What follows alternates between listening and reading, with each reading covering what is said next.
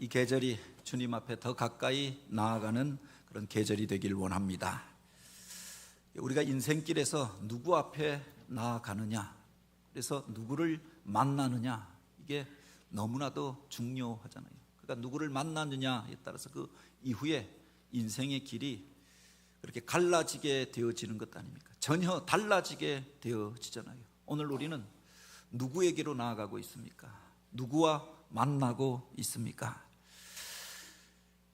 현대사에 또 중요한 만남이라고 알려져 있는 한 이야기가 있습니다.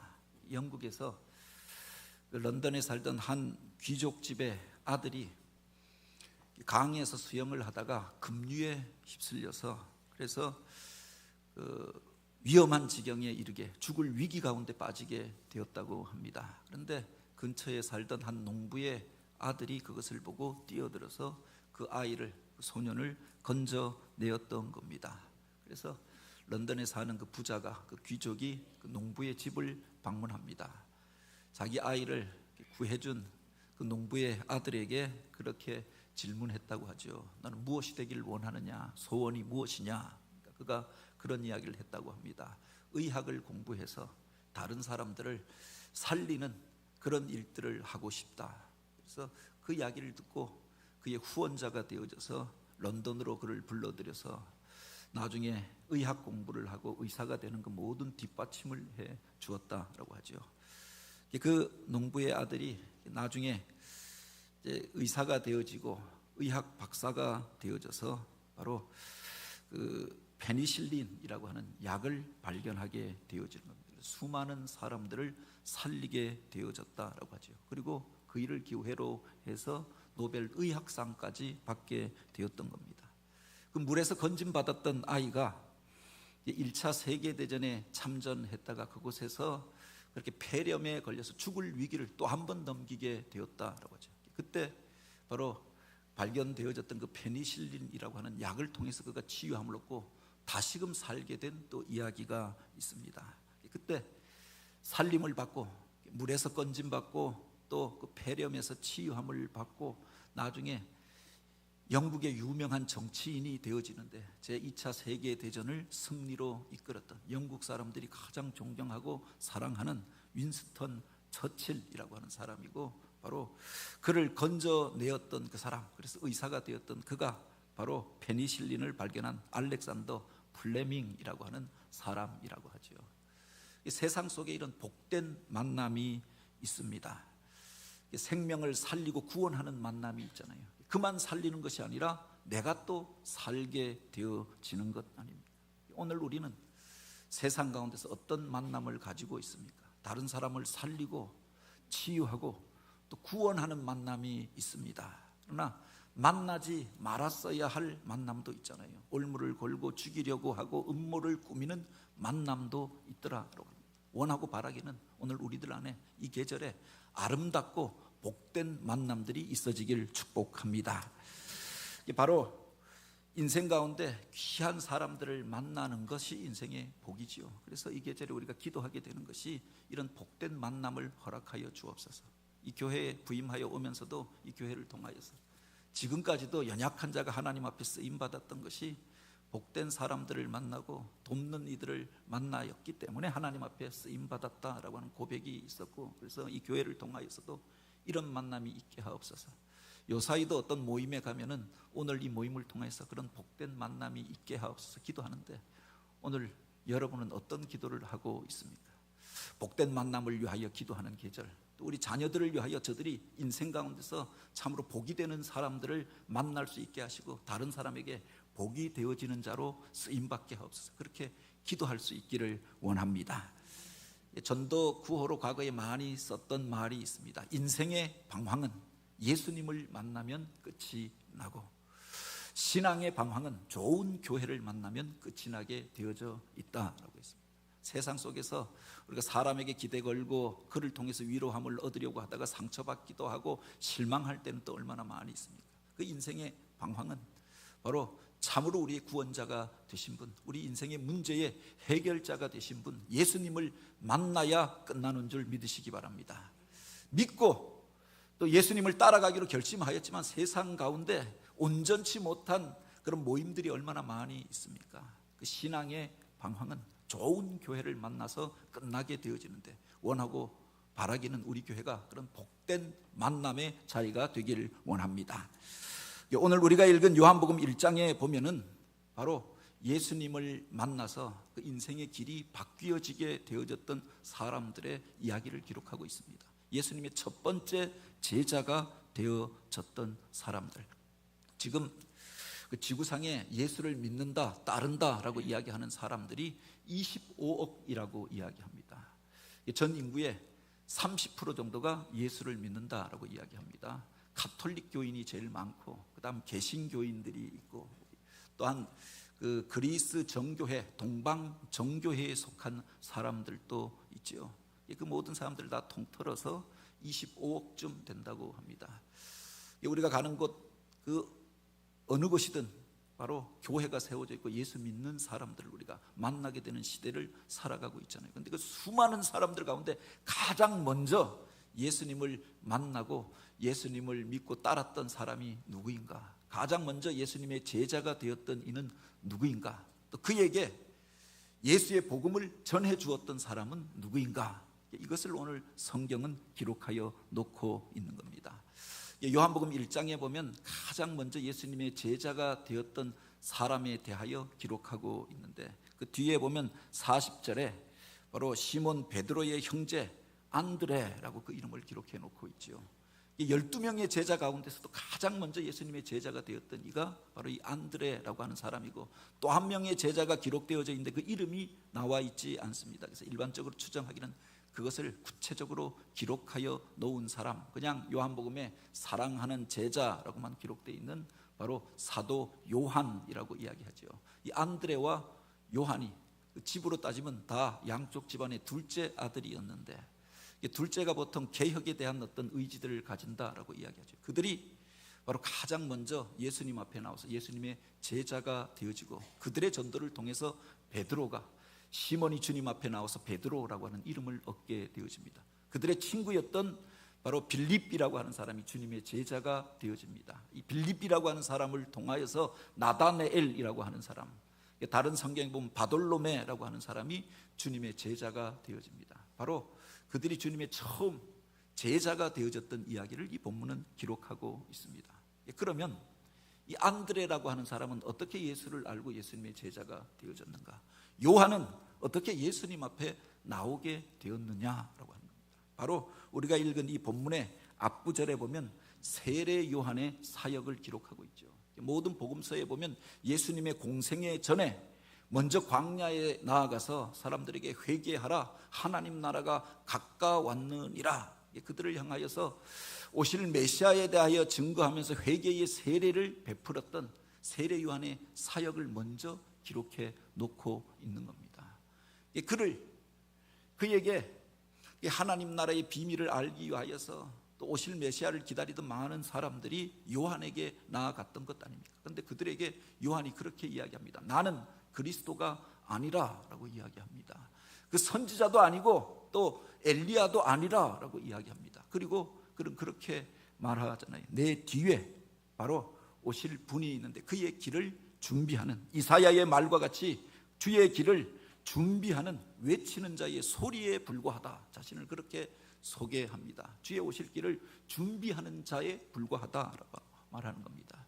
나는 너희에게 물로 세례를 베풀지만 내 뒤에 오시는 분은 성령으로 너희에게 세례를 베풀게 될 것이다. 나는 그분 앞에서 그분의 신발끈을 묶기에도 부족한 자라. 자기의 연약함을 고백합니다. 오실 그분에 대하여 증거하였던 거지요. 그러다가 예수님께서 이제 그 앞에 나오시게 되어졌던 겁니다. 주님을 보고 그가 그 고백을 하지 않습니까? 보라, 세상 죄를 지고 가는 하나님의 어린 양이로다. 많은 사람들이 주님을 알게 되고 또 주님을 바라보게 되어졌던 계기였던 거죠. 예수님 앞에 세례를 베풀 때 하늘이 열리고 또 성령이 비둘기처럼 그곳에 임하는 것들을 그가 보게 되어집니다. 영안이 열려졌던 사람이니 그 음성까지 듣게 되어졌던 것 아닙니까? 이는 내 사랑하는 아들이요 내 기뻐하는 자라. 그 음성을 듣고 그가 그 제자들에게 이야기합니다. 그가 하나님의 아들 오실 그분이다라고 증거하였던 거죠. 그리고 다시금 이야기합니다. 보라, 하나님의 어린 양이로다. 이사야서에 나오는 그 예언의 말씀이 이분을 통하여 이루어질 것을 그가 증언하였던 겁니다. 세례 요한의 제자로 주님을 그를 따르던 제자들 가운데 안드레와 요한이 있었는데, 이 세례 요한의 소개를 받고 그들이 이제 세례 요한을 떠나서 예수님을 따르는 자가 되었다. 첫 번째 제자들, 그들이 어떻게 예수님을 알아보고 따르게 되어졌는가? 소개해 준 사람이 있었다라고 합니다. 보라, 세상 죄를 지고 가는 하나님의 어린 양이로다. 소개해 주고 지시해 주는 사람이 있었던 거죠. 그래서 주님을 따라 나서게 되어졌는데, 자신을 따라오는 그 제자들을 향하여서 주님께서 이렇게 질문하십니다. 바로 무엇을 구하느냐? 따라온다고 다 제자가 아니잖아요. 따라오면서 속이려고 하는 사람들도 있고, 올무를 걸려고 하는 사람들도 있고, 예수님을 따라와서 표적을 구하였던 사람들도 있잖아요. 세상이 알지 못하는 이 놀라운 표적을 우리에게 보여주옵소서. 마귀 사단이 사실은 주님 앞에 와서 그렇게 말하였던 것 아닙니까? 이 돌덩이를 떡덩이로 만들어 보라, 이 성전에서 뛰어내려 보라. 예수님을 시험하기 위하여서 그런 질문을 던졌던 이들도 있었다. 세상 가운데서 실패하고 상처받은 사람들 가운데 예수님 앞에서 그 문제의 해결함을 얻을 수 있지 아니할까, 그런 기대감을 가지고 찾아왔던 또 수많은 사람들도 있었습니다. 그래서 예수님께서 당신을 따르는 그들을 향하여 이 질문을 던지셨던 거죠. 무엇을 구하느냐? 무엇 때문에 나를 따르느냐? 그때 그들이 뜬금없는 대답을 합니다. 어디에 계십니까? 랍비여, 어디에 계십니까? 무엇을 구하느냐라고 했으니, 돈을 구합니다, 성공을 원합니다, 기적을 원합니다, 병 고침을 원합니다. 그렇게 대답했던 것이 아니라 그들이 원하였던 것은 어디에 계십니까? 이렇게 질문했다라고 하는 겁니다. 동문서답 같은 이야기 속에 그들의 고백이 담겨져 있잖아요. 그 이전에 오실 메시아를 기다리고 있었습니다. 하나님의 예언이 그쳐지고 400년 동안 어둠의 시대가 이어졌습니다. 더 이상 선지자가 일어나지 않고 하나님의 말씀도 증거되어지지 않던 시대였습니다. 헬라의 군대에 의하여서 짓밟히고 성전이 더럽혀졌습니다. 다시금 로마의 식민지가 되어서 고통을 당하면서 헤롯이라고 하는 거짓 왕이 일어나서 자기가 바로 예언되어졌던 메시아인 것처럼 행세하면서 성전을 거대하게 지어가고 있었습니다. 사람들 속에 진정한 메시아, 우리를 구원하여 주실 그분을 기다리고 있었던 거다. 사모하는 마음으로 광야에서 외치는 자가 있다고 하여서 그곳에 나가서 요한이 전하는 말을 듣게 되어졌던 거죠. 너희가 먼저 회개하라고 해서 그 앞에서 자기 죄를 회개하고, 그리고 오실 그 주님을 기다리고 또 기도하게 되었던 것 아닙니까? 그런데 그가 이제 예수님을 향하여서 보라, 세상 죄를 지고 가는 어린 양이로다. 이사야서에 예언되었던 그분이 바로 이분이라, 예수라 라고 증거할 때 예수님을 따르게 되어졌던 거죠. 하나님의 아들이라 라고 이야기하는 그 이야기를 듣고 주님을 따라갔던 겁니다. 그 속에 이미 기대감이 있었고 소원이 있었던 거죠. 그러니 그 주님과 함께 거하기를 원하였고, 주님의 참된 제자가 되기를 원하였고, 그분의 말씀을 듣기를 원하였다라고 하는 겁니다. 그러니 무슨 세상의 다른 것, 돈을 원합니다, 성공을 원합니다, 무엇을 그렇게 해결해 주십시오가 아니라 당신과 함께 있기를 원합니다, 그렇게 대답하였던 것 아닙니까? 그에게 주셨던 주님의 말씀이 바로 이것입니다. 와서 보라라고 하는 겁니다.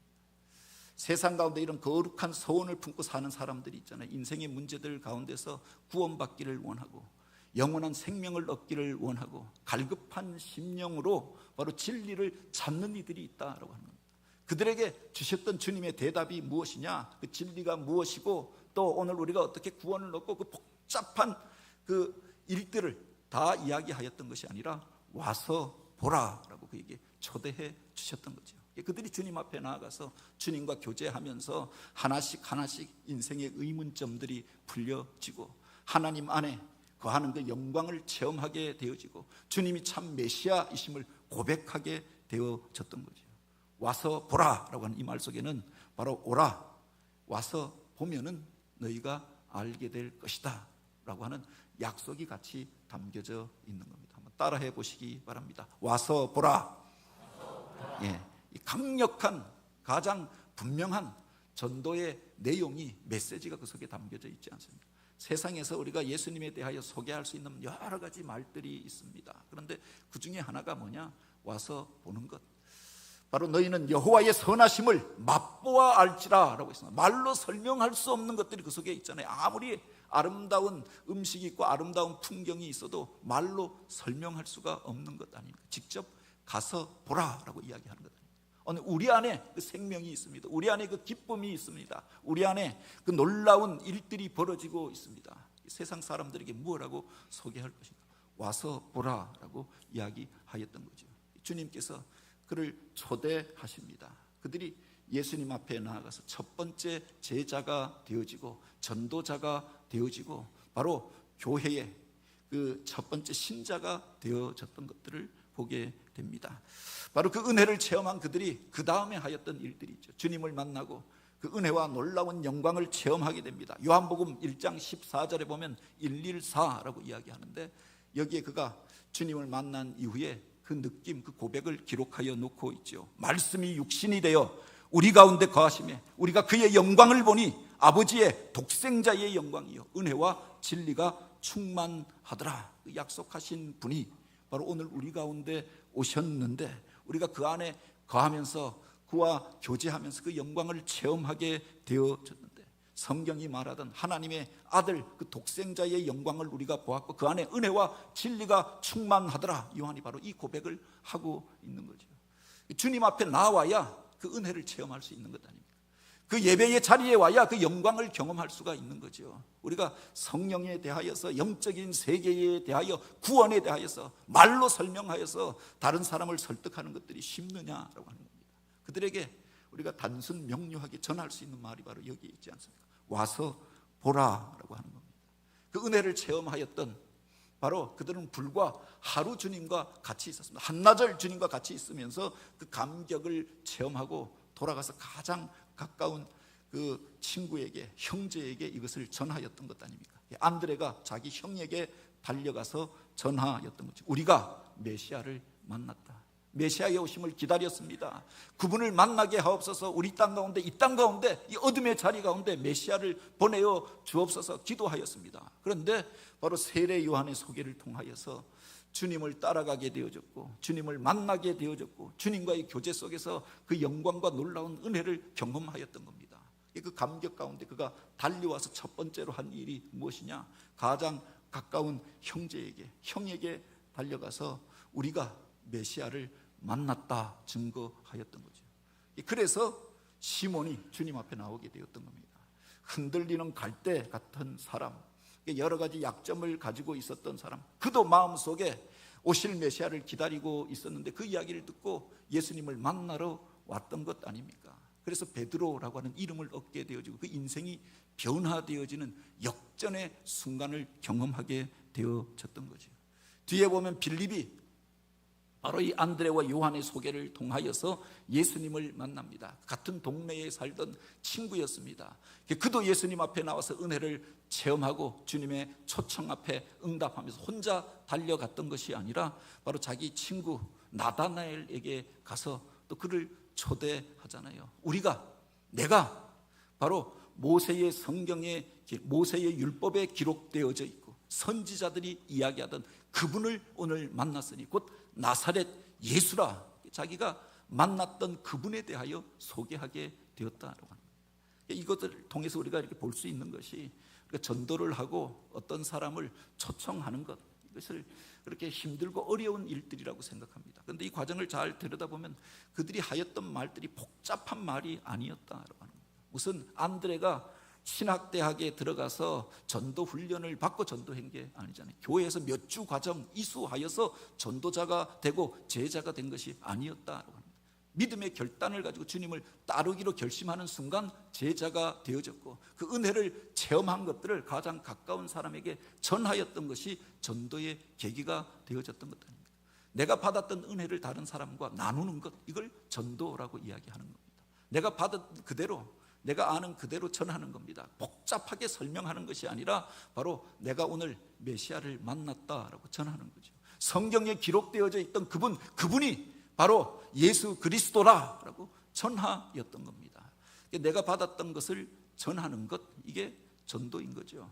오늘날 전도의 길이 막혀지고 또 이것이 점점 어려워지는 시대에 살아가고 있다라고 이야기합니다. 신학자들이 그렇게 어렵게 하는 것 같아요. 지난번에도 요사이 서울신대에 강의를 나갈 기회가 있어서 총장님, 전도학 가르치는 교수님들 만나서 그런 이야기를 한 적도 있습니다. 신학교에서 좀 쉽게 가르쳤으면 좋겠다. 저도 어렵게 배웠고, 그래서 교인들에게 전하려고 하면 너무 복잡하고 힘들고, 그런데 쉽게 전하는 것이 좋겠다. 무슨 신학대학에서 사실은 학문적 수준은 우리 교단의 서울신학대학이 여러 신학대학 중에서는 신학적 수준이 가장 높습니다. 1학년, 2학년 들어가면은 히브리어, 헬라어 이런 거 필수 과목으로 배워야 합니다. 그것 때문에 공부하느라고 신학대학원 3년 다닐 때 진이 빠지죠. 근데 사실은 요사이들은 그런 건 다 번역되어져 있잖아요. 번역된 것들을 중요한 또 강해집들 또 주석서들이 나와 있지 않습니까? 쉽게 예수를 알고 전하고 목회할 수 있는 이것을 가르쳤으면 좋겠다, 그런 이야기를 한 적이 있습니다. 중세 시대 때가 가장 신학이 발달하였던 시대라고 이야기합니다. 논쟁이 많습니다. 그래서 바로 이 바늘 끝 위에 천사가 몇 명이 설 수 있느냐, 천사는 중량이 있느냐, 부피를 가지느냐, 그를 어떻게 만날 수 있냐, 그렇게 우리 일상생활과 상관도 없는 것들을 가지고 논쟁을 벌이면서 수많은 신학들이 일어났던 시대가 중세 시대였다고 합니다. 일반 서민들은 성경을 읽지도 못하였던 시대이죠. 사람들이 함부로 성경을 읽지 못하도록 성경은 라틴어로만 기록하도록 하여 놓았던 겁니다. 그래서 전문적인 신학 교육을 받은 사람들, 라틴어를, 고전어를 배운 사람들만 성경을 읽게 하였던 겁니다. 종교 개혁이라고 하는 게 무엇이냐? 모든 사람들이 바로 성경을 읽고 주님을 만날 수 있도록 그 길을 여는 운동이었다고 하는 겁니다. 누구나 다 주님 앞에 돌아올 수 있고, 누구나 다 제사장이 되어져서 하나님 앞에 기도할 수 있고, 누구나 다 자기 언어로 되어져 있는 성경을 읽도록 하자라고 하는 운동이 종교 개혁 운동이었던 거죠. 복음을 전하는 것, 이게 어려운 것이 아니었다. 가장 쉽도록 전하는 것, 가장 쉽게 전하는 게 가장 탁월한 전도법인 줄 믿으시기 바랍니다. 요한 웨슬레라고 하는 선생이 우리 성결 운동의 아버지라고 이야기하는데, 그는 옥스퍼드에서 철학을 공부하고 법학을 공부하였던 사람입니다. 당대 최고의 학문을 하고 최고의 지성인이었죠. 그가 이제 복음을 전하는 자로 결심하고 결단하고 신대륙으로 건너가서 바로 미국에서 복음을 전하였던 것 아닙니까? 3년 동안 사역하면서 아무런 열매도 없었다라고 이야기합니다. 그가 탄식하잖아요. 내가 이만큼 준비되어지고 이만큼 공부하였는데 아무도 그 말을 알아듣지를 못하는 겁니다. 실망감에 그가 돌아왔다가 올더스 게이트 가에서 있었던 모라비안의 그 집회에, 사실은 신학자들의 집회도 아닙니다. 목회자들의 모임도 아닙니다. 평신도들끼리 모여서 성경 공부하는 모임에 갔다가 당대의 최고의 학문을 하였던 그 사람이, 철학과 신학을 하였던 그가, 그 평신도들이 로마서에 대하여서 이야기하는 것들을 듣고 그 자리에서 거꾸로 졌던 것 아닙니까? 그리고 성령 받고 은혜 받은 이후에 그의 설교가 바뀌어졌다라고 이야기하지요. 내가 받았던 은혜를 전하기 시작하였던 겁니다. 광부들이 듣고, 어부들이 듣고, 노동자들이 듣고, 그래서 바로 예수를 믿기 시작하고 그곳에 성령이 임재하는 것들을 보게 되어졌던 거죠. 나의 언어로 전하는 겁니다. 무슨 신학자가 하였던 말이 아니라, 철학자의 논리가 아니라 바로 내가 체험하였던 것을 전하는 것, 이게 전도였다라고 하는 겁니다. 그래서 주님께서 와서 보라라고 했던 거죠. 주님 앞에 나가서 은혜를 체험하였던 그 사람들, 안드레, 그리고 요한, 그리고 바로 빌립, 이들이 최초의 전도자가 되었다라고 합니다. 그들이 전하였던 메시지는 대단한 것이 아니었습니다. 와서 보라라고 하는 것 아닙니까? 뒤에 보면은 빌립이 이제 그의 친구에게 찾아갑니다. 나다나엘이 생각났던 것 아닙니까? 그에게 자기가 받았던 은혜를 전합니다. 성경에 기록되어 있던, 모세의 율법에 나타나 있고 선지자들이 이야기하던 그분을 내가 오늘 만났다. 바로 나사렛 예수가 그분이시다라고 전하였더니 그가 반감을 표현했던 것 아닙니까? 여기 보면 나다나엘이 이르되 나사렛에서 무슨 선한 것이 날 수 있겠느냐?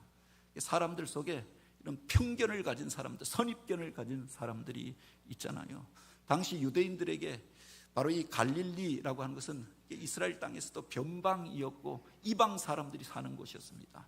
그 갈릴리에 살고 있는 사람들도 또 그 중에서도 나사렛 사람들은 사실은 신앙적이지 않다 여기던 동네였다라고 합니다. 바벨론 포로기에서 돌아온 이후에 먼저 돌아왔던 사람들이 유다 땅에서 땅을 차지하고 땅을 개간하고 자기 기업을 얻게 되었습니다. 주저주저 하던 사람들이 2차, 3차 귀환 때 돌아오게 되었잖아요. 돌아왔는데 이미 각 사람들이 유다 땅에는 자기 기업을 얻고 살고 있는 겁니다. 거기서 기업을 얻지 못한 사람들이 밀려가서 북쪽으로 올라가서 개간했던 땅이 갈릴리 땅이었습니다. 마치 우리 일제시대 때 이 땅에서 밀려났던 사람들이 과거에 우리 조상들의 땅이었던 북간도로 올라가서 그 땅을 개간하였던 것처럼 그들이 과거에 이스라엘 땅이었지만 지금 이방인들이 사는 그곳 갈릴리로 가서 그 땅을 개간하게 되어졌던 거죠. 유대인들은 그래서 바로 이 갈릴리 사람들을 천시하는 마음이 있었습니다. 근데 그 갈릴리 고을 중에서도 가버나움이나 베세다는 유다인들이 모여 살면서 회당을 만들고 신앙적으로 살려고 하던 동네였습니다. 그런데 바로 이 나사렛 제대로 된 회당도 없었고 이방인들이 더 많이 살고 있었고 그들과 혼재하여 살면서 이방의 문화가 가득하였던 것이 나사렛이었다라고 합니다. 바로 여기에 이 나다네엘이 그 이야기를 하고 있는 겁니다. 무슨 나사렛에서 선한 것이 나겠는가라고 이야기하였던 것 아닙니까? 우리가 복음을 전할 때 이런 부정적인 반응을 보이는 사람들이 있잖아요. 기독교인에 대하여, 교회에 대하여. 오늘날 신문 뉴스나 또는 인터넷 그런 광고를 통해서 보면은 기독교에 대해서 긍정적인 뉴스보다 부정적인 뉴스가 더 많이 나온다고 이야기합니다. 물론 전체 교회 안에서 사실은 선한 사역들하고 복음을 전하고 아름다운 일들을 행하는 일들이 있습니다. 그런데 이게 밖으로 알려지지는 않는 겁니다. 그리고 어떤 사람이 실수하고 잘못하고 악담을 하고 악한 일들을 행한 것 이것만 신문을 통해서 뉴스를 통해서 보게 되어지는 거죠. 그래서 기독교에 대한 부정적인 의식을 가진 사람들도 있잖아요. 복음을 전하는데 바로 이런 부정적인 반응을 보내는 사람들이 있더라라고 합니다.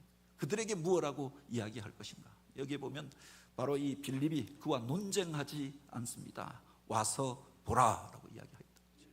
바로 당신이 직접 그 사람들을 만나지 못하였으니 그분을 만나지 못하였으니 그렇게 이야기하는 거죠. 와서 보라라고 이야기하였던 거죠. 오늘날 우리가 이 땅 속에서 수많은 불신의 세상 가운데서 불신의 사람들을 만나며 살아갑니다. 그들에게 복음을 전할 수 있는 가장 강력한 메시지가 바로 여기에 있는 줄 믿으시기 바랍니다. 가까운 이들에게 찾아가서 우리가 수많은 말로 설득하면 이 사람 말이 많으면 사기꾼이라고 이야기하잖아요.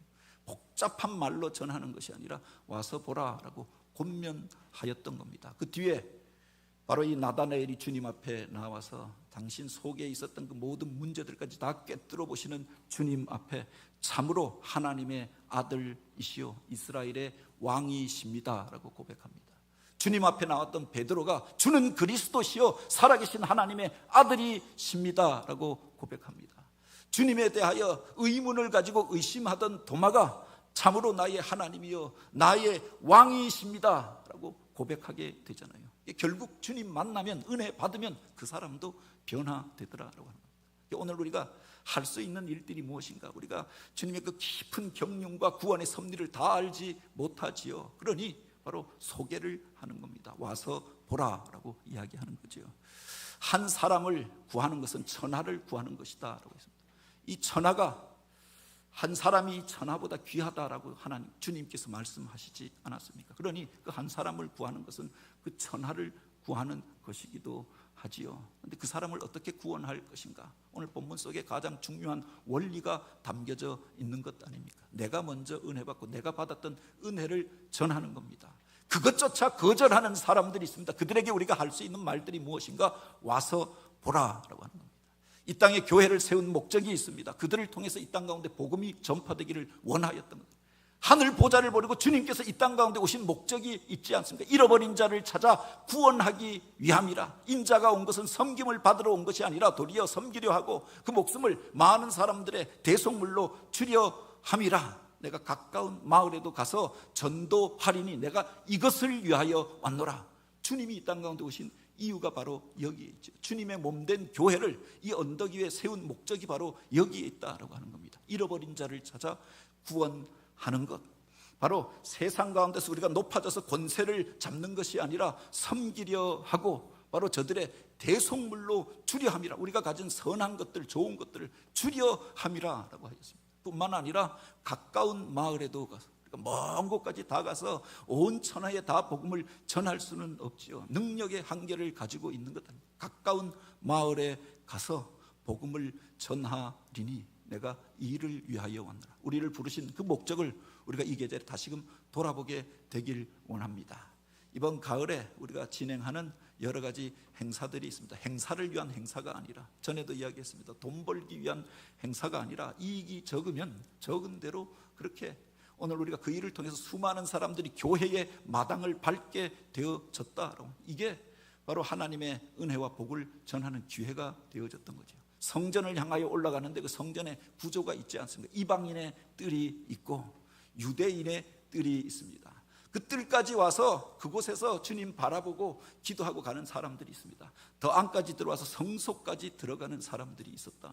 성소 안에 바로 지성소가 나눠지고 주님의 임재가 나타나는 바로 언약궤가 모셔져 있는 지성소가 있었는데, 주님께서 십자가 위에서 다 이루었다 선언하는 순간 바로 그 휘장이 위로부터 아래로 갈라졌다라고 했습니다. 누구나 다 주님의 임재의 자리로 올 수 있도록 길을 열어 놓으셨다라고 합니다. 그 시대에 우리가 살아가고 있잖아요. 저들을 초대하여서 교회의 마당을 밟게 하고, 마당까지 왔던 그 사람들은 교회 안까지 들어오게 하고, 교회 안에 들어왔던 그 사람들은 지성소까지 주님의 임재의 자리까지 나가서 그 영광을 체험할 수 있도록 하는 것, 이게 오늘날 교회에 맡겨진 책임이 아니냐라고 합니다. 이 계절에 주님이 기뻐하시는 그 일들을 우리가 행하게 되길 원합니다. 그래서 그 이름을 그냥 와서 보라 이러면 좀 어색해서 와우 보라라고 했습니다. 와우는 내가 받았던 은혜, 감격을 말합니다. 보라는 그들을 초대하는 말입니다. 우리가 세상 가운데서 아름답게 만물이 물들어갈 때 가장 첫 번째로 물드는 꽃들의 모습이 보라색으로 물들더라. 우리가 성탄절을 앞두고 대강절을 맞이할 때 대강절의 색깔이 보라색입니다. 회개하고 거듭나고 바로 하나님의 영광을 덧입는 색깔이 보라색입니다. 이 계절에 우리가 먼저 내 안에 주님의 은혜를 체험하고 그 보라색으로 물들어질 뿐만 아니라 이 지역을, 이 땅을 보라색으로 물들여 가는, 그래서 주님의 복음이 흐르고 은혜가 흘러가는 교회가 되어져서 주님 앞에 영광 올려드린 우리 모두가 되어지길 주님의 이름으로 축복합니다. 같이 기도드립니다.